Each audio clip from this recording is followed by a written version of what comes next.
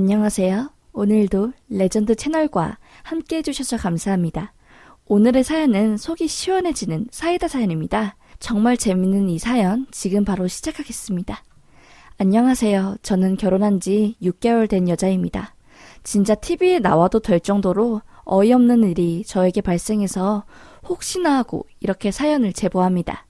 저와 남편은 학교에서 만난 커플이었어요. 학교에서 동기나 선후배로 원래 알던 사이는 아니었고요. 교양 수업을 듣다가 같은 조가 되었고 그 학기가 끝나자마자 남편이 저에게 고백을 해서 사귀게 되었네요. 처음에는 그냥 여느 젊은 사람들처럼 연애하다가 헤어지고 그렇게 될 줄 알았는데 저희는 6년이나 사귀었습니다. 이렇게 오래 갈 수 있었던 이유는 서로 성격이 정말 잘 맞아서 그런 것 같아요. 움직이고 활발하게 활동하는 것을 좋아하는 저는 클라이밍 동아리 회장과 대학교 내 투자소 모임 임원을 맡으면서 사람들을 챙겨주고 주도하며 지내는 스타일이었어요. 남자친구도 비슷하게 과 대표와 총학생회장을 맡으면서 무언가 추진력 있게 활동하는 스타일이었죠. 아마도 남자친구나 저 둘 중 하나가 소극적인 성격이거나 내향적인 스타일이었으면 1년도 안 되어서 깨졌을 텐데 저희는 둘 다 외향적인 성격이라 오래 간 것 같아요. 서로 바쁘니까 개인 사생활이나 약속 같은 거에는 터치를 안 하고 지냈기에 서로 싸울 일도 없어서 오랜 연애를 할 수 있었던 것 같았습니다. 그렇게 저희는 결혼을 하기 위해 만난 사람들처럼 자연스럽게 둘이 결혼을 하게 되었지요. 대학교 때부터 투자와 부동산 관련해서 관심이 많았던 저인지라 초년생부터 소소하게 투자로 쏠쏠한 수익을 얻은 것을 남편이 알고 있었어요. 부모님이 초중고가 바로 앞에 있는 상가에서 서점을 운영하셨는데 정말 대박이 나셨거든요. 부모님 시절만 해도 그 동네의 서점은 버스 타고 20분을 나가야 한 곳이 있었고요. 그래서 그 상가에서 서점을 운영하면 대박이 나겠구나 하고 부모님께서도 은행에서 거액을 빌리고 지인들에게서도 돈을 빌려서 모은 돈으로 그 상가 가게 중 하나를 인수했습니다. 그 자리에 서점을 내셨고 완전 대박이 나서 나중에는 그 건물을 통째로 사셨어요. 저도 어릴 때부터 이 상황을 보고 겪었는지라 자연스레 부동산과 투자에 관심을 두고 있었던 것이고요. 남편도 이 사실을 알고 있지요. 그렇게 결혼 생활을 하던 중 부모님과 차렸던 장소와 비슷한 조건의 상가가 비었다는 정보를 알게 되었어요. 두 자리가 비었는데 하나는 문방구를 하고 한 자리는 서점을 하면 딱 좋겠다 싶었지요. 남편에게 이 사실을 말하고 부모님께 돈을 빌리고 내가 모은 돈으로 상가를 한다고 말했지요. 남편도 본인도 돈을 좀 보탤 테니 이 돈을 좀 굴려서 크게 만들어 달라고 하더라고요. 일단 알겠다고 하고 남편이 신혼집을 담보 삼아 2억이 조금 넘는 돈을 대출받아서 저에게 주더라고요. 신혼집이 남편이 해온 거라서 남편 명의였거든요. 뭐 그 돈 받으니 책임감도 생기고 어깨가 무거워지더라고요. 근데 속으로는 참 그렇게 큰 돈을 턱턱 남한테 무슨 자신감으로 맡기나. 나라서 다행이지 친구들이 좋은 정보 있다고 목돈을 요구해도 그냥 줄 놈이네. 그러니 지금 나이까지 돈 한 푼 못 모으고 부모님 도움으로 살지. 걱정되네. 라고 생각했습니다. 뭐 당연히 아내니까 그렇게 큰 돈을 믿고 맡긴 거겠지만 한편으로는 사기 잘 당하겠다 싶어 걱정되는 마음도 있었어요. 그렇게 저는 장사를 시작했고 자리가 좋아서인지 매출이 완전 대박이 났지요. 제가 있는 상가 바로 뒤로 10분만 걸어가면 학원들이 밀집해 있어서 제본이나 굵직한 인쇄물은 다 저희 가게에 맡기고 학원 개별 문제집 같은 것도 다 저희 서점에 주문을 했으니요. 초중고 문제집에 자습서에 매출이 안 나올래야 안 나올 수가 없었지요. 그렇게 아침에 가게에 나가 바쁘게 일을 하고 있는데 남편이 다급하게 전화가 오더라고요. 아침 시간과 학생들 하교할 시간이 가장 바빠서 나중에 전화하려고 안 받고 있었는데 한 번을 안 쉬고 계속 징징 거리면서 전화가 오더라고요. 무슨 급한 일인가 싶어서 받았는데 본인 서랍 왼쪽 아래에 있는 사무 가방에서 다른 건 절대 보지 말고 노란 색깔 USB를 퀵 배달 아저씨를 보낼 테니 좀 전달해달라고 하더라고요. 회의 자료가 거기 있는데 가방에 두고 왔다면서요. 알겠다고 하고 직원에게 가게를 맡기고 집에 가서 가방을 뒤지기 시작했죠. 다행히 노란 색깔 USB가 있더라고요. 그런데 가방 안쪽에는 핸드폰이 2개가 있더라고요. 한 개는 회사에서 2달에 한 번씩 새벽에 외국 거래처에서 전화 오는 거 받는 당번이 오는데 그때 쓰는 핸드폰이라는 거는 알고 있었어요. 나머지 한 개는 처음 보는 거더라고요. 핸드폰을 2개나 줄 리는 없고 이상해서 퀵 아저씨를 기다리며 핸드폰을 봤습니다. 카카오톡이랑 밴드 뭐 이것저것 어플이 깔려있더라고요. 뭐 하는 핸드폰인가 하고 카카오톡에 들어갔더니 프로필은 본인 프사. 그리고 채팅방에는 20, 30대 솔로들이 모여서 친목을 다지는 오픈 채팅방이 있더라고요. 어이가 없어서 딱 보니까 핸드폰 번호 하나 더 만들어서 저 몰래 여자들 만나는 거였더라고요. 단체 채팅방을 제외한 나머지 채팅방에는 여자 1, 여자 2라고 저장해 놓은 2개의 채팅방이 있었어요.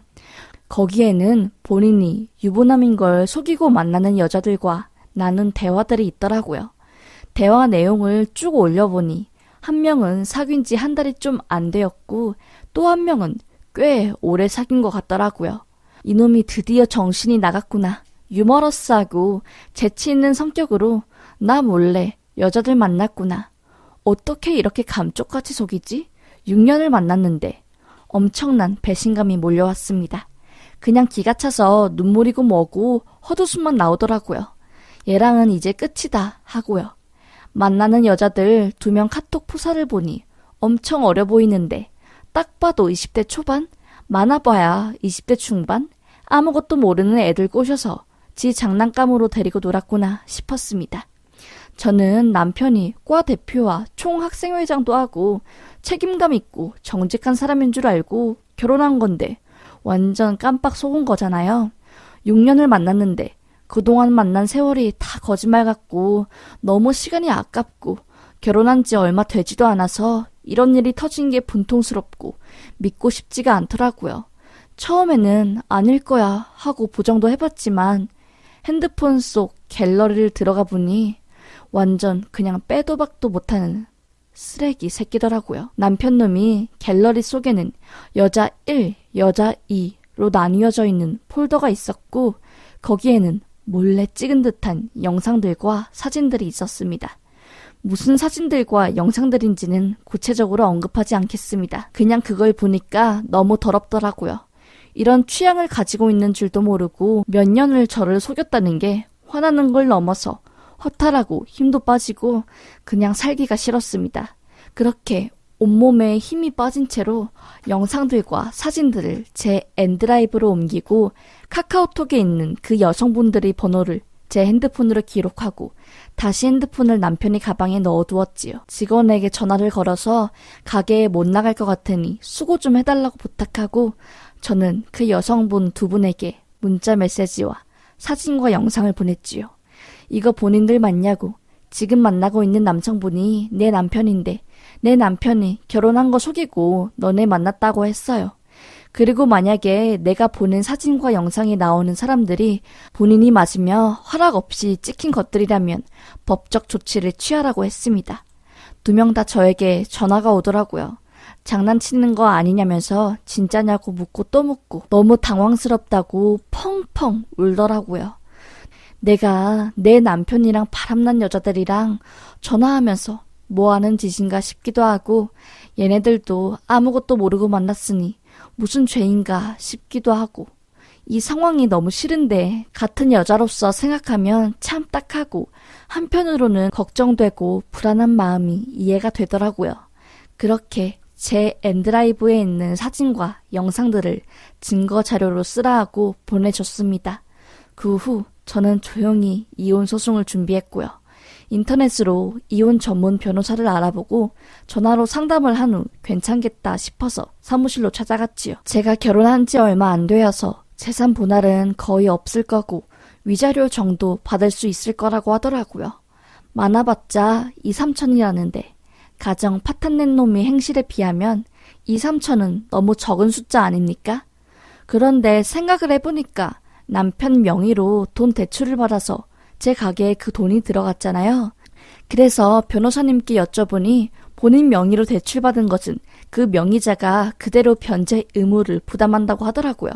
그 이야기를 듣고 저는 결심을 했습니다. 그 돈 그냥 제가 가져야겠다고요. 최소한 그 정도 금액은 돼야지 제 마음이 위로가 되겠더라고요.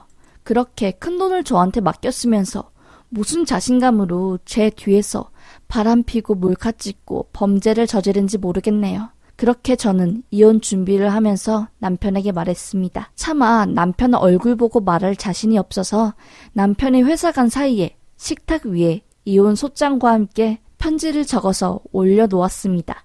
당신이 바람난 거 다 알고 뒤에서 여자 사귀면서 무슨 짓 한지 알아. 당신 핸드폰 2개만 들었더라. 갤러리에 몰래 찍은 사진 수십 장, 동영상 몇 개. 그거 다 나한테 있으니까 그냥 벌 받아. 요즘에 법 강화된 거 알지? 깜빵 가겠네.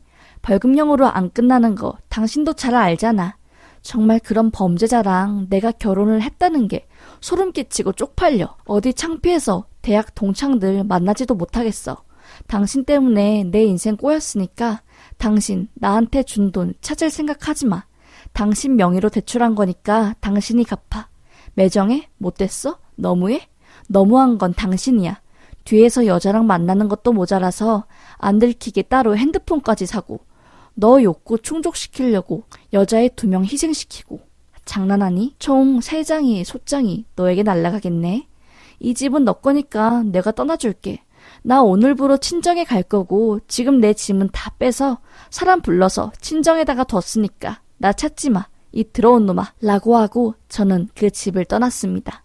남편의 핸드폰 번호를 전부 차단해서 뭐라고 저에게 연락이 온지는 모르겠네요. 남편이 한 번은 저희 가게에 찾아와서 따로 이야기 좀 하자고 하고 저를 불러냈는데 당장 안 나가면 경찰 부를 거라고 하니까 본인도 무서웠는지 끽소리 못하고 가더라고요.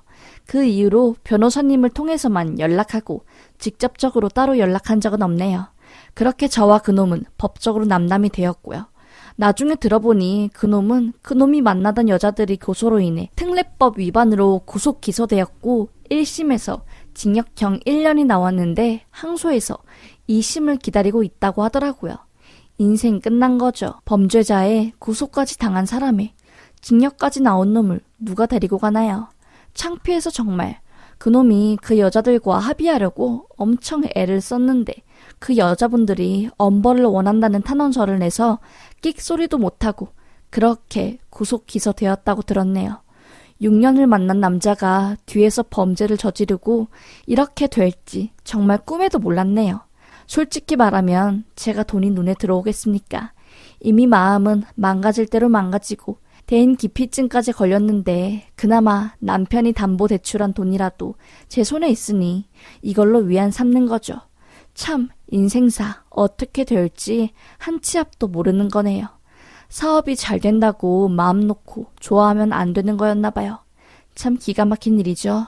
세상에 이런 일 겪은 사람이 몇이나 될련지는 모르겠지만 저 같은 이혼을 겪으신 분들 모두 힘내셨으면 좋겠습니다. 그럼 이만 줄이겠습니다. 라는 사연이었습니다. 정말 충격적이어서 말도 안 나오는 사연이네요. 6년을 넘게 만난 사람이 알고 보니 뒤에서 범죄를 저지르고 있다는 사실을 알게 된 사연자분의 마음을 감히 예상할 수는 없지만 부디 이렇게라도 이야기를 하면서 감정을 털어내셨으면 좋겠습니다.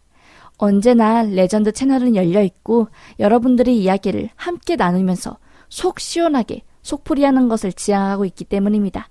사연자분이 상처를 딛고 일어나 더욱 단단해지기를 빌며 오늘 레전드 사연 여기서 마무리하겠습니다. 오늘의 사연 재미있으셨나요? 다음 사연도 더 재밌고 속 시원한 사연으로 찾아뵙겠습니다. 오늘도 행복 만땅하세요.